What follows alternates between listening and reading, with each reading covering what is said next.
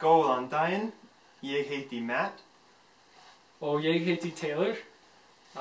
Og í dag ætlum við að tala níunda trúaratriðið sem snýst ópenberun eða hvernig Guð hefur samband við okkur í dag. Og þetta trúaratriði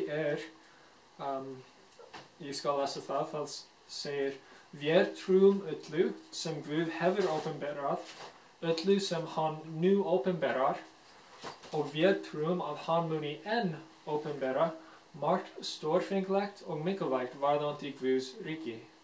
Það eitthvað sem við trúum í kirkju okkar, að Guð talar til okkar í dag.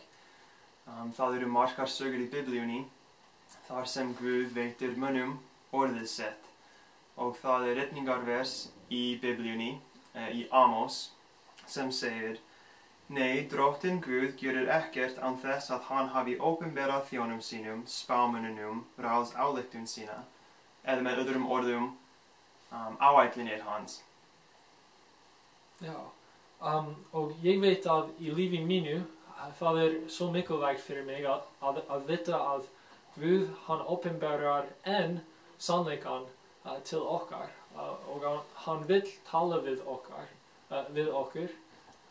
Og ég veit að í lífi mínu það hefur hjálpað mér að fá leiðsögn í öllu sem ég geri. Það nákvæmlega það sama fyrir mig. Það mikil blessun í lífi mínu að fá að vera í sambandi við Guð. Hann faðir okkar og það eins og ég sagði það mikil blessun fyrir mig að fá leiðsögn í okkar degi.